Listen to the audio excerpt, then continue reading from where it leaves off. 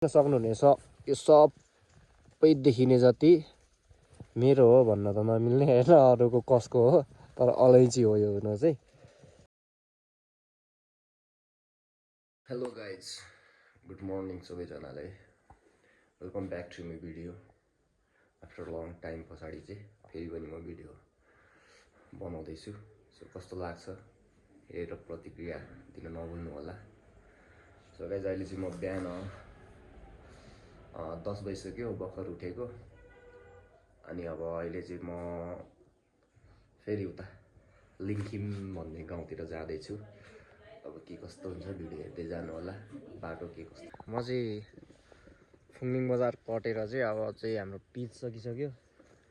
Pitch सकेर चाहिँ अब चाहिँ म अफरोड, पुरै अफरोड जाँदैछु होइन। यो चाहिँ अब सुरुमा अफरोड अब यतिको त राम्रो नै छ। अलिक उता जाँदै गएपछि चाहिँ अहिले खत्तम अफरोडहरू आउँछ।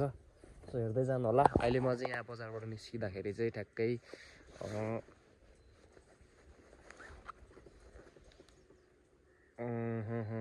12 बज्नलाई 9 मिनट बाँकी छ। म अब लागेँ यहाँबाट पुरै अफरोड। अलैँची बारीमा आइसकेँ होइन। अलैँची नै अलैँची छ, हेरौँ न। टक्क अहिले चाहिँ म यहाँ पुगिरहेको छु। यहाँ पुगेपछि चाहिँ दुईवटा बाटो छ क्या। अनि यो माथिको बाटो चाहिँ एकदम लामो बाटो हो क्या, यस्तो घुमाउरो बाटो छ होइन। त्यही माथि अप्ठ्यारो छ। अनि म चाहिँ यो बाटो जाँदैछु। यो बाटो चाहिँ म अस्ति पनि एकचोटि आएँ। अलिक छिटै छ, फास्टै छ भनौँ न होइन। अब अप्ठ्यारो त अब त्यस्तै नै हो गाउँको बाटो। अनि देख्न सक्नुहुनेछ यो सबै देखिने जति मेरो हो भन्न त नमिल्ने होइन, अरूको कसको हो, तर अलैँची हो यो हुन चाहिँ। यता माथितिर चाहिँ खासै छैन, यता पाखा हो। यो पहिरो गएको थियो पहिला, हाङदेवा पहिरो भन्छ यहाँ चाहिँ। टक्कसँगले हेरौँ गाइस, यस्तो छ बाइकको हालत। अनि म चाहिँ यता छु। अनि अब यहाँदेखि चाहिँ लगभग मलाई 1 घन्टा जति लाग्न सक्छ त्यहाँ पुग्नलाई। अब हेर्दै जाउँ बाटोहरू के कस्तो छ। त्यहाँ चाहिँ अब मेरो सानो काम छ, त्यो काम सकेर म फर्किहाल्छु। खतरा बाइक रहेछ त यहाँनिर। अनि बाइक भन्नु कि स्कुटर भन्नु यसलाई, यसको त गियर पनि हुन्छ भन्थ्यो। हेरौँ न, यस्तो अफरोडमा पनि यस्तो जङ्गल छ यता बाटो, फेरि लास्ट अप्ठ्यारो छ होइन। त्यस्तोमा पनि अब यो बाइक क्या, अब बाइक हो कि स्कुटर हो मलाई त थाहा छैन यार। अहिले चाहिँ ठ्याक्कै बजारदेखि ठ्याक्कै एउटा डाँडामा आइसकेको छु। अनि यो डाँडामा चाहिँ यसो रेस्ट गरेको भनौँ न। हेरौँ यस्तो बाटो छ। अब यहाँ क्यामेरामा त अब ठिकै नै देख्दो रहेछ देख्नु त। अनि बसन्ती चाहिँ यता छ है। अब चाहिँ एउटा डाँडा बाँकी छ। त्यो एउटा डाँडा कटेपछि चाहिँ अब मेरो डेस्टिनेसनमा पुगिन्छ भनौँ न। यहाँबाट त डाँडा देखिँदैन रहेछ, यस्तो जङ्गल छ होइन, पुरै जङ्गल छ। यो चाहिँ काफलको हो यो। फाइनल्ली गाइस गोफलीमा आइपुगेँ म चाहिँ। तल्लो बाटो आएको अहिले चाहिँ म यो माथिल्लो बाटोबाट आएको भए चाहिँ त्यो अघि पर छुट्टिने बाटो थियो नि, त्यहाँबाट चाहिँ यहाँ आइपुगिन्छ। यहाँबाट चाहिँ यहाँ पुगिन्छ होइन। सिधै गयो भने फुङलिङ बजार, तल गयो भने तमर करिडोर, अनि यहाँ छ। यहाँदेखि चाहिँ यस्तो राइट गयो भने चाहिँ अब मेची राजमार्ग अरे। अब तलतिर गयो भने चाहिँ मयम माध्यमिक विद्यालय अरे क्या। सो यो ठाउँको नाम चाहिँ गोफले। सो चाहिँ यति कामको लागि आएको। फक्ताङलुङ गाउँपालिका 2-3 घन्टा पछाडि बल्ल काम भयो। यहाँ चाहिँ नेट, अब नेट भन्दा नि नेटै नचल्ने क्या। अब डाटाहरू पनि केही पनि चल्दैन, एनटिसी यस्तो गहिरोमा छ। सो त्यही हो। अब चाहिँ म लाग्दिएको अर्को डेस्टिनेसनमा पुगिसकेँ होइन। अर्को डेस्टिनेसन चाहिँ कहाँ हो भन्दाखेरि चाहिँ खासमा चाहिँ म त्यही वाडामै आएको आउन त। अनि वाडाको साथसाथै अनि यहाँ पनि आएको क्या। अब यहाँनिर चाहिँ यही टावरमा चाहिँ लाइन ल्याउनुको लागि क्या, लाइन ल्याउनुको लागि चाहिँ एउटा सिफारिस बनाउनु थियो। त्यही सिफारिस बनाउनु चाहिँ म वाडामा गएँ। वाडामा गएर सिफारिस बनाइसकेर चाहिँ फेरि म चाहिँ यहाँ आएको छु यो टावरमा। यहाँ चाहिँ फेरि किन आएको भन्दाखेरि चाहिँ एकैछिन है।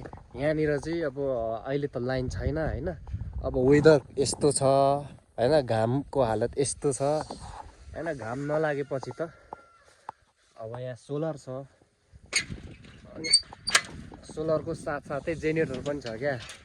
अब सोलरले अब दिउँसो त घाम नलागे पनि हल्का काम गर्छ होइन, काम गर्छ गर्न त। अनि बेलुका राति त अनि टावर चल्नु पऱ्यो, टावर बन्द हुन त दिनु भएन। त्यही भएर चाहिँ यता जेनेरेटर छ होइन, जेनेरेटर पनि हेर्न आएको म चाहिँ। यहाँ चाहिँ जेनेरेटर चाहिँ अटोमेटिक चल्छ नि त। अटोमेटिक भनेको चाहिँ अब के भन्छ, अब अहिले दिउँसो त सोलरले काम गर्छ होइन, सोलरले चाहिँ ब्याट्री चार्ज गर्छ। यहाँ चाहिँ यो दुईवटा चाहिँ ब्याट्री हो यो, अनि यो दुईवटा ब्याट्री चाहिँ अब दिउँसो सोलरले चार्ज गर्छ होइन। दिउँसो सोलरले चार्ज गरेपछि अब बेलुका अब घाम डुबेपछि चाहिँ ब्याट्रीले चल्छ, अनि ब्याट्रीले चलेपछि चाहिँ ब्याट्रीले चलुन चाहिँ चल्छ। अब ब्याट्री अलिक सक्दै गएपछि, चार्ज सक्दै गएपछि चाहिँ जेनेरेटर आफै अन हुनु पऱ्यो क्या। अनि आफै अन हुनुको लागि चाहिँ यहाँ हेर्नु न, यहाँ अटो म्यानुअल टेस्ट छ होइन। यो अहिले अटोमै छ छनु त, अटोमा हुँदा हुँदै पनि होइन कुनै कुनै खेर चाहिँ चल्दैन क्या। यो अब कन्ट्रोलर भन्छ होइन, त्यो कन्ट्रोलर चाहिँ ह्याङ हुन्छ। ह्याङ भएपछि चाहिँ अलार्म आउँछ क्या, अलार्म आएपछि चल्दैन। सो यस्तो छ यहाँनिर चाहिँ जेनेरेटरको चाहिँ भित्री आन्द्राभुडी चाहिँ यस्तो छ होइन। यहाँ सबै कन्ट्रोल गर्ने यसैले हो। अनि त्यही भएर अहिले त्यहाँ अब अलार्म सलार्महरू केही आएको छ कि भनेर चाहिँ हेर्न आएको। यसो छैन रहेछ, आज बिहान पनि चलेको थियो चल्नु त। त्यस्तो छ साइडको हालत चाहिँ। अहिले चाहिँ यहाँ चाहिँ त्यस्तो 4G सेवाहरू चाहिँ केही पनि छैन, अब त्यही लाइनले गर्दाखेरि नै हो मेन त। त्यही भएर अब लाइन आएपछि चाहिँ 4G सेवा पनि सुरु हुन्छ है त। के गर्नु अब फेरि अब तल जानै पर्यो होइन, तल गएर त्यही अब थोरै त्यो थपेर आइहाल्ने हो। अनि चाहिँ तलैबाट म बजार जान्छु उतातिर। 5:12 भएको छ, कति 4:30 लगभग त्यहाँबाट हिँड्दाखेरि 4:35 जति भएको थियो। अनि अहिले यहाँ आइपुगिरहेको छु। अब यहाँदेखि पनि धेरै टाइम लाग्छ, अझै अब 45 मिनट जति लाग्छ भनौँ न। झमक्कै साँझ पर्न लाग्यो होइन, पुरै अँध्यारो अँध्यारो हुन थालिसक्यो। अहिले चाहिँ म ठ्याक्कै यो के भन्छ यो सिधी डाँडा भन्ने ठाउँमा आइपुगेको छु।